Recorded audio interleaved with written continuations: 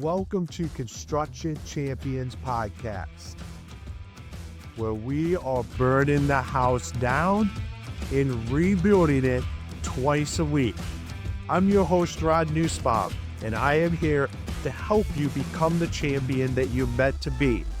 Along with our amazing guests along the way, we will provide you with the resources, the latest and greatest. We will sit down with disruptors in the construction industry. And my goal from day one has always been to change the mindset around the construction industry. No more where we let the 3% of bad apes dictate the entire reputation of.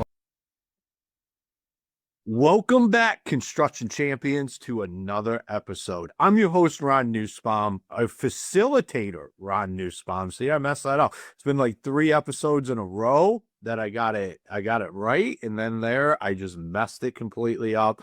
But I'm your facilitator, Ron Nussbaum. I am the founder and CEO of Builder Comms, and on Construction Champions, we bring on champions of the construction industry, and we talk about what it takes to do that.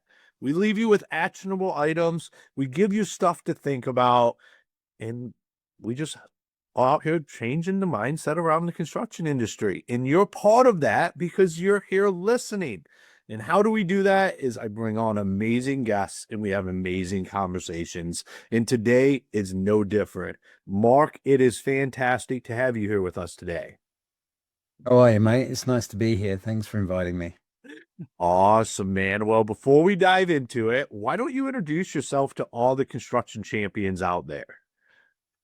Yeah, very simply, my name's Mark Garraty, and I am the founder and CEO of Royal Texan Homes over here in Houston, Texas. Awesome, man. Well, I'm excited for our conversation today, and I'm going to dive right in there, and I'm going to ask you the $1 million question, and that is, what makes a construction champion?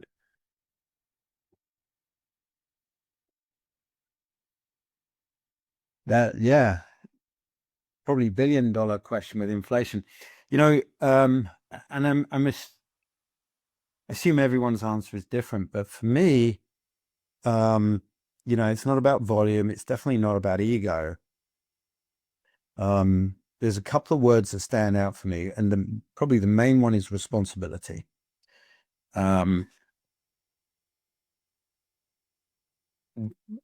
We live in a place at a time where there is an opportunity to provide people, and I think we live in a place also, living in America, living in the state of Texas, where people really want a quality home. Like, we're in almost like the post HGTV generation, right? And 10 years ago, people were saying, have you seen that TV show Fixer Upper? And here we are 10 years later. And people want different things than they wanted, a few years ago. And I'm seeing it. And so I think the first thing is you have to honor the people who you serve. Right? That's a key component, is understanding that families that are trusting you with this moment, this is what they're planning to build their legacies with, their kids' memories or their grandkids' memories. And this is a very valuable, this is not everyone talks about the biggest financial investment, which I'm sure it is, but it's easily probably one of the biggest emotional investments, because it's what's going to protect and contain and look after their families. And so, starting there with honoring those families, and how do you do that? And so for me, there's 3 key areas. One is for us anyway, and the market that we play in, and the kind of consumers that we deal with, and the clients that we have. We deal with people who have worked, their lives, and they have been responsible their lives, and they have saved, and they have invested, and they've been careful, and now this is the moment, right? So I deal with very much the forever home moment. And that age range, could be from late 30s, early 40s, but really it's probably more to when people are coming close to the empty nester part of their life. So for me, to answer your question, sorry, long-winded, there's an architectural significance to everything we do. And then I want your home. I want you to drive up the driveway, and be proud, and feel like I never thought a home could be like this home. The next thing is health. I'm a big advocate of health. I'm a big advocate of longevity, not so much lifespan, but more health span. And I think we all need to be invested in that. And so I want to make sure that the homes that I build for people that we create are going to be healthy, and incorporate the technologies that are going to give people the best chance of living in a healthy environment. And then the final thing, obviously, is construction science led.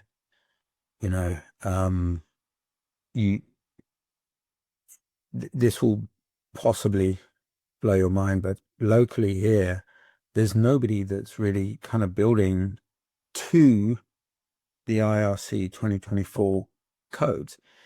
And so,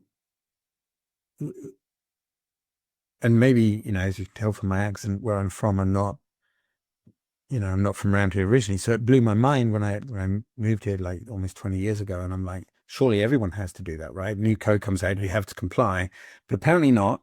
And then to change that building to, and change that word to a from. So building from. So the kind of pun intended is, the IRC 2024 is our ceiling, but not our roof. And that's kind of where we go at it. I don't know if that answers your question or not, but I think there is definitely a moral component there that's kind of summed up in the word responsibility. Yeah, I think responsibility nails that. I mean, you gave me chills there talking about the code, because that is, I think, a big misconception, not just with builders, but with homeowners. Like, code is the bare minimum. There is better than code. There's a lot of builders that build, especially where I live, over here on the East Coast by the ocean. I was just speaking to one of the builders I know here in the gym the other morning, and he's like, I just don't understand why these builders throw up these houses they throw up. Like, they know with the weather and the stuff we get, just because it's spec does not mean that that house is going to be okay or is not going to need repairs in 3 to 5 years. And Yeah. he does it different because he's been here building his entire life. He's like, I don't build anything just to spec. I build houses to survive and thrive in this environment by the ocean. And if people don't want that, that's not my customer. Yeah. Yeah. And you know what's, and I agree with that 100%. There is an element of who are you building for? Who is trusting you, and where do you fit? But I think regardless of where you fit, there should be a moral component that drives you. And I'm a big fan of America. I couldn't wait. My whole life I wanted to be an American. I won't bore you with that whole story, but I was the kid at school in England in the 70s, and everyone was like, what are you going to be when you grow up? And I'm sitting there going, I'm going to be an American. So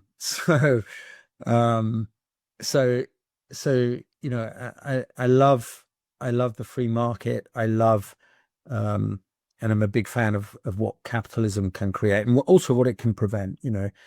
Wealth creation prevents exploitation. It allows people opportunity, and all the rest of it. But here in Texas, we don't have any state license you can get to be a builder, and so I wonder sometimes whether that would be helpful. I mean, the trouble is, of course, you invite government in, and then you invite all kinds of nonsense that follows it. But because big government doesn't necessarily always work for the people. But I think that the moral component of what you do is you have to imagine the structure that the home at any moment. And of course, here, any moment could be a day-to-day moment. Like today is, I don't know, it'll be like 100 degrees or something out there, close to 100% humidity. the snakes are doing this and all the rest of it. And so the bugs are like, it's like moving to Jurassic Park, and so you have all these things that you just on a day-to-day level, you have to keep out. You have to keep the environment out. You have to keep all the stuff out. But in the extreme events, up here in Montgomery County and kind of Walker County where we are, we're about an hour and a half off the coast. You're dealing with historical Cat 1, Cat 2 hurricanes by the time they get here. They're, Cat 5 in the Gulf, Cat 1, Cat 2 by the time you get here. And so, you have to think about how do I protect in those situations? Then you have, the freezes, which I didn't think moving here naively in 2007 when I moved here. I didn't expect to come out one day and find my car encased in ice. I was like, well, this is not what I was expecting. And where's Clint Eastwood? And so, it was kind of like there were lots of things that kind of happened when I moved here that I was like, I need to plan for this. And so when you're building those homes, you have to, and the deluge, like the rainfall that we get here in a storm or just in a day, you have to plan for that stuff. Because the client is trusting you to be planning for that.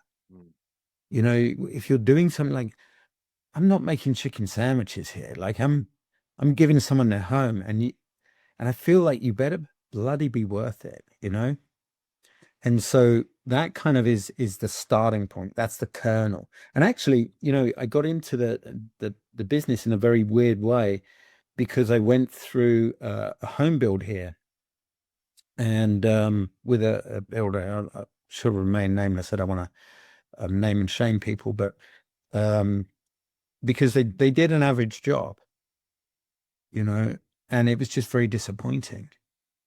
And so it's like, well, and I get it. Like I'm probably the worst person to build a house for, but it was intensely frustrating. And so, the start of my journey building homes in Texas, and bear in mind in England, you can't, you kind of have to remodel and you have to buy a house and develop it a little bit, or maybe you can do a little pocket development, which is basically one house or maybe two houses.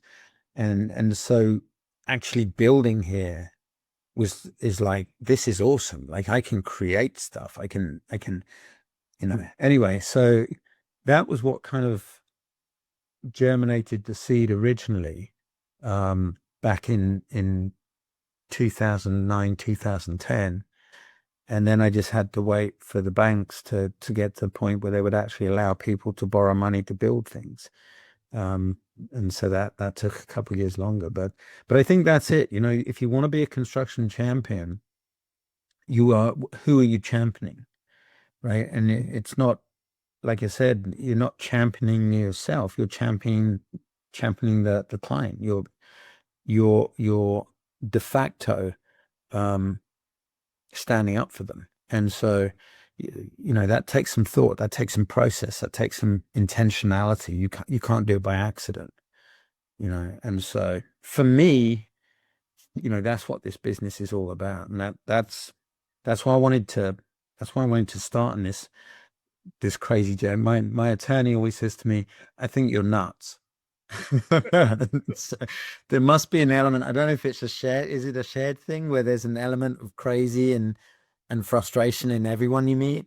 Yeah, I mean, attorneys, that's typically what they think about me as well. But I'm one to not push the boundaries, but just push convention or thought on stuff. Like, just because that's how it's always been done or that's how it's always been framed, like, we can have a different conversation around how it should actually be, not how it's always been. And I agree. The weather in Texas, I'll tell you, I have family that lives there. I had no idea. Like, I just thought it was 100 degrees year round, but no, no, it gets cold. They have actually more cold there than I have here, and it blows my mind. Yeah, and especially this year with the very weak La Nina formation. So I think this year we're we're actually going to see across the US some very different weather patterns. I mean, we've seen a very soft hurricane season so far. Like usually by now we'll have seen a couple of things smashing Florida to pieces, and um, you know, you're it's a horrible thing because you kind of watch the weather and you're like, okay, please don't let it hit me, but please don't let it hit anyone else. Yep. It's like it's a real hard one. But this year it's been a very sploshy season, and but yeah, I think going forwards, you got to be prepared for that, and then you got to be prepared for silly things like silly things like people actually using the house. You got to be prepared for, do I have enough lumens? Am I future proofing? Like one of the most interesting conversations I've had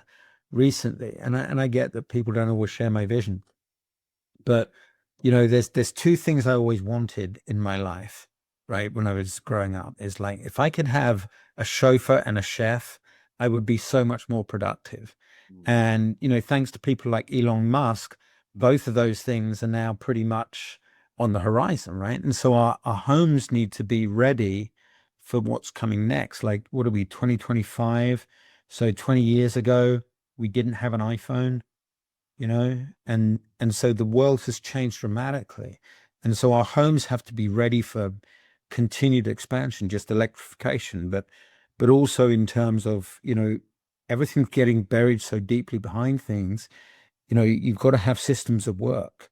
The air that we breathe, there's been such a push into bringing things out that look pretty, and do certain tasks, but are they healthy for us? Mm. And so it's just, all of this stuff from the weather through to, you know, like, I mean, how could you look at somebody in the eye who's pregnant and is moving into one of your homes and not deliver them the cleanest air possible with the lowest VOCs possible, with a system that's super safe and an electrical system and circuitry that's, as best as you can possibly be, never going to be overloaded, because, and how could you give them the keys if you're not doing that? Yeah.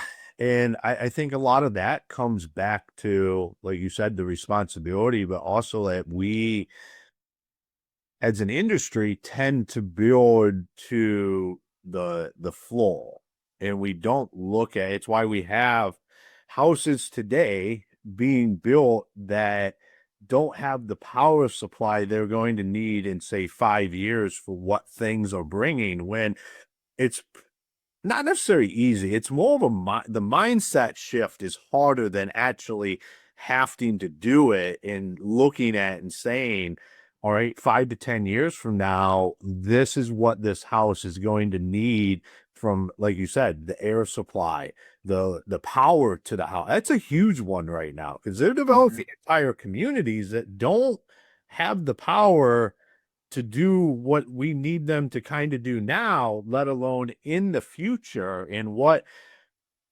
does all of that look like? Like it doesn't take that much more time, and it's just conversations of saying this is what this house is going to need to be, especially when you're building people's forever homes.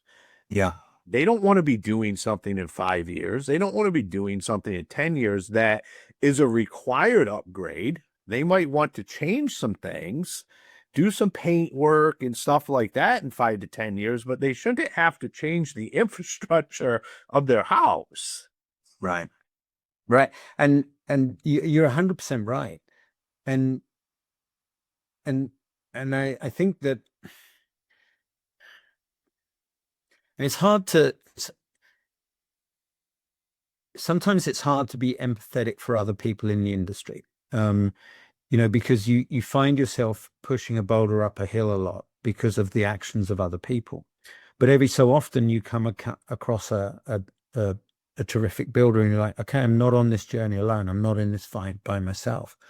But yeah, I mean, we're in massive crossroads, um, globally, culturally. At no point in history have we ever been at this crossroads before in terms of the development of and the impact of AI and electrification, things like that. And without having any kind of tip of the hat to any kind of political perspectives on all of that, the idea that electrification is not going to be the future is ludicrous because, and this is the way you look at it, right? Which is, let's imagine that the world, and this is what my team have to put up with, by the way. This is my kind of crazy. Let's imagine that the world was only had electric cars. And I borrowed this from somebody else I saw do this, but it was a very good analogy. And the whole world was electric cars.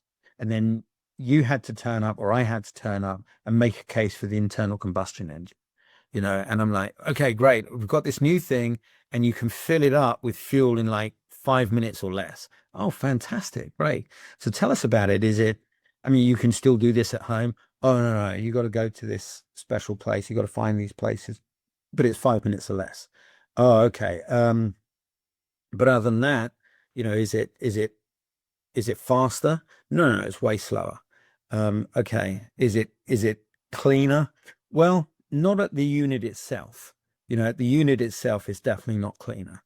Okay. Is it easier to maintain? Oh gosh, no. You got to take it in every 5,000 miles. There's like 300 moving parts compared to 50. Like there's a lot more you have to do. And so on and so forth. And so when you look at the world that way, you realize that it's kind of inevitable what's coming. And so if you're building a house today and you're not preparing for it, you're effectively giving somebody something that's stale bread. And what are they going to do with that, in the future? And yes, there is an element to everything that I see talked about on YouTube and all of these areas where they definitely avoid the dollar conversation. And that has to be a part of it, right? Because part of the transparency and responsibility is making sure that people's budgets are honored and that you're not going, oh, well, that's not great. Oh, well, you want to be as transparent and upfront as people as possible. But within that, I mean, just for we haven't done the Energy Star rating on my homes, but just for a giggle the other day, I was asked the question, why not? And I was like, I don't know, why not? So we went and we got involved with, a good Resnick inspector and an energy code inspector. And so they went through our house, and above, obviously, Energy Star, you have zero energy. And so it was just we did no upgrades in this regard at all. And just on the HERS score alone, we came in under the zero energy.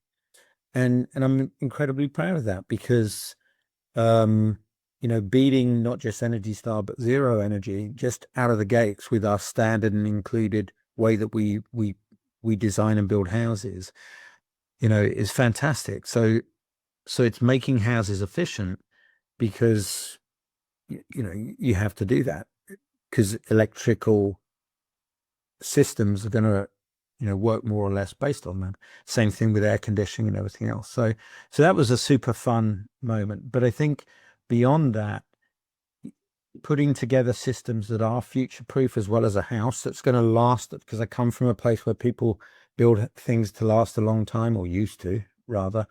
And I want to provide that. I want to provide a legacy. I want people's grandkids to be bringing up their kids in a home that I built today.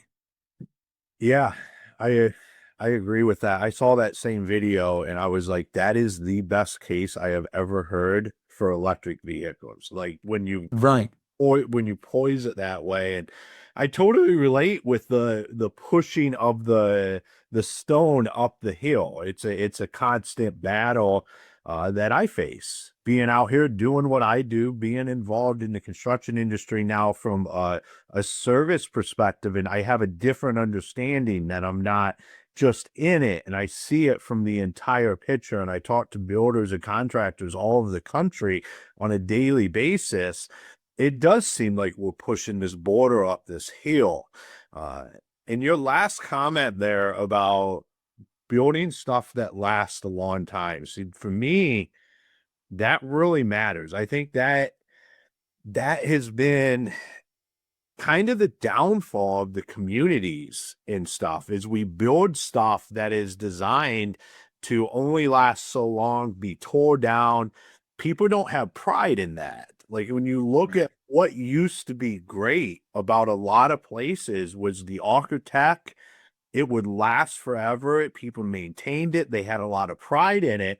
But when we're basically just building pop up whatever these homes that are just these stick whatevers down through, everything looks the same, nobody has any pride in it, it's not built to last, it affects the community in the Yeah. responsibility the community has and what they feel on upkeeping that area and what does that look like.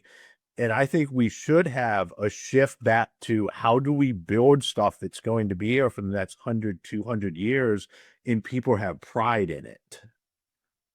You know, it's kind of a controversial topic, almost a taboo topic, because it's this concept of not trying to be the biggest, right? And shifting your focus on being the best. You know, when I was very, very lucky when I was a kid, um, you know, the school I went to, I had a friend whose father was a very, very successful businessman, and he had no time for me, by the way. And then one day, until later on in life, but then one day I got a moment with him. I was about 15, and I remember I asked him, you know, what's the secret? How do you become as successful as you are? And you know, he was frustrated because he was trying to watch something on the TV, and he just turned down the TV and said, "Look, you want to know how to be successful?" I said, "Yes." And I was like all ears. I was like, "This is the moment." And he said, "Deliver on your promises, and the money will take care of itself." And he said, "Okay." Put the sound back up, and that was the pearl of wisdom. But that really stuck with me. You know, like if you're building structures based on what's the most amount of profit you can get from that structure, right? Then inherently you can do things to maximize profit and to make that structure as cheap as possible. That doesn't mean just, it's like driving, you know, all my analogies of cars today, but it's like driving with your legs. You can do it, but it's not a good idea, you know, and, and unfortunately, this mindset we have of being the biggest has almost taken away from the incredible gratification that comes from being of service and comes from being useful and comes from being a craftsman and comes from being able to look at something and be proud of it. You know, and you know, we're not the biggest, you know, home builder in the world. I mean, we'll do, you know, 50, 60 homes a year, but these are all good quality custom homes, right? So you have to build something that's intentional, that's trainable, that's repeatable, that's dependable. You can't just hire people in and say, "Hey, go build us a home. You work for us now." Like there has to be this whole very granulated process that we do. We take up to 12 months to train people and everything else before they're allowed to touch a client's home. And we try and get them out of the schools now as well, so that they don't get corrupted by the kind of schedule the trades are responsible, because that's an abdication of responsibility, the very thing we talked about at the outset. But yeah, building a house that lasts a legacy is given what we have in the marketplace and the products that we have at our disposal now, it's not something that's difficult to do. It really isn't. It's a decision that people make. And unfortunately, a lot of the home builders that make those decisions, they're not a home builder. You know, they have a sales background or something. And the very opposite thing of what I said, which was deliver on your promises and your money will take care of yourself. They go trying to deliver on the money side of things, cutting the promises, and ultimately it always ends badly for them at some point. Mm. So I'd rather be, you know, kind of like nice and steady and dependable, and the growth will take care of itself. But I don't want to push it. I don't want to force it. I don't want to outgrow capacity. I want to be responsible, and I want to take care of my clients so that my clients, you know, are able to sleep at night and enjoy their homes. And you know, they create all these phenomenal memories in their homes. And I'm Facebook friends with a lot of them, and a lot of people still come and meet me and have steaks with me. I'm a big steak eater, by the way. So they'll come and have a steak with me and stuff like that. And they'll tell me about, just the stuff. And I'm in my mind, I'm like, I'm so proud that they're doing these things in that home I created for them. It's it's a very rewarding journey. And I think that maybe people should focus more on that. Mm. Yeah, I would agree with that. It's not about, we talk about it on here all the time. It's not about being the biggest. It's not about the top line. All that is your ego. It's what you're doing. Some of the most successful builders I know, they could do a lot more, but they don't want to because they know they start to lose other aspects of the business and of the client experience and their employees. They like where they're at. It's sustainable. It's something that they can continue to just go on. And if they grow a little bit, they grow a little bit, but they're not chasing some dollar amount or number of houses a year amount that is literally something we make up in our head of like, if I do this, it would be better. But like, would it really be that much better if we did 5 times what we do right now? Yeah, I was looking at like a stat recently on the largest landowners in the United States, and some of them have like almost 3 million acres of land, and I'm like, I mean, outside of an investment, I don't know. There's just a lot of upkeep, I mean, what's the end of the journey? Like, why not enjoy where you are, right? Why not enjoy today? Right? Why not just wake up every morning and put everything into today? And it's very rewarding. I think it's very rewarding when you do that. Look, obviously this is my passion. So, last night I was out walking job sites until late. Weekends I go out walking job sites. I host seminars once a month up at one of the communities we build in a model home we have up there, because I want to meet people and share, the integrity. And I go very granular. Like, I get very boring in these seminars, and people won't leave because I'm giving them information. I look at everyone as if they're my mate, and they just happen to know me, and I build custom homes, and I'm giving them advice as to how to look for things when you're trying to choose a builder, architect, everything else. And so obviously I'm a passionate person about it. And so I'm not expecting everyone to be my kind of crazy. But I do think that there is enough still within the fabric and the culture of the country where people have a right to expect people to care about what they do. And I think that we experience that at all levels, whether we're walking into a fast food restaurant or buying the car of our dreams. We always want to interact with people who really do care about what they're providing in us. And I think we're not exempt from that. I love it, man. I love it. This has been an amazing conversation here today. You're spot on. You're talking about what the industry needs to look in the mirror and take a look at themselves, not just from an individual perspective, but an entire industry perspective. So I love it, man. This has been an amazing conversation. For everybody listening, if they wanted to connect with you, learn more about what you do, where's the best places for them to do that? So our website is royaltexan.com. Kind of for obvious reasons, really, but that whole story, how we got the name, but the brand is very significant because it, our values of faith, integrity, and relationship. And I literally had a conversation with one of the project managers yesterday who was asking me about something, and I said, I tell you what, faith, integrity, and relationship are our values and are my values. So why don't you go and have a moment with faith, integrity, and relationship, and then give me a call and tell me what you think the right decision is, because I'll back it. And so the brand mark itself kind of represents that, but very important. But royaltexan.com is where people can find us. We have a a pretty decent YouTube channel as well. We have a lot of videos on that, like 100 and something videos, and we're always adding to that. And then over here in Willis, Texas, we have a model home. It's been open about 4 years, 5 years. And then we have another showcase home that's going into a development up in Magnolia called High Meadows West.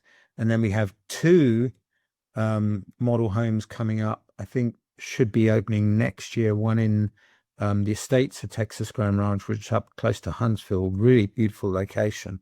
And also the Cedars, which is a very interesting place over in Plantersville, which is over in on the, well, you won't know where it is. It's kind of out in the country, but you know, so we're putting places on the ground for people to come and meet and connect with us. Because, you know, whether you build with us or whether you don't, you know, I want to be of service. We want to be useful. And that's kind of our methodology is, you know, we're not going to try and, we never try and push people. We don't have salespeople. We don't try and push people into doing things. If they want to connect with us, you know, we say you've got to do a month of due diligence and go through our due diligence process before we will accept you as a client, because we want to make sure you have your eyes wide open. But also, if you don't want at the end of that month to use us for anything, one, you've got incredible knowledge, and two, you're able to find and hold people accountable along the way. So I would recommend the website, and I would recommend, if you're local, walking into one of the showcase homes. Awesome, man. Well, Mark, thank you for being on the show today. You're welcome. That was really easy. Absolutely. All right, construction champions, another episode in the bag. We really dove into a magnitude of things within the construction industry, but all on the backbone of responsibility and what responsibilities you have, not just to the client, but to the house itself, to your employees, and yourself. Like at the end of the day, we talk about it on here all the time, is you got to be able to go look in the mirror, be good with what's in the mirror. And if you're not good, be able to have the hard conversations with yourself. Maybe some of those conversations that you need to have are around your responsibility that you're taking. I will say this is when Mark talked about pushing the border up the hill. If you don't feel like you're doing that, I'm going to say you might be on the other side of things, because I know I feel that way. I talk to a lot of people in the industry that feel that way. And there's more of a majority of us that feel like we're pushing this border up the hill right now than I think has ever existed in the construction industry. That's why I believe that we are going to hit the cusp, and there's going to be a change in the construction industry. For all of our long-term listeners, you know, that's why this podcast started 3 years ago, to change the mindset around the construction industry and to be one of the driving forces in that made you ask questions and then made you show up the next day better than the day before. So construction champions, until next time, be the champion you're meant to be.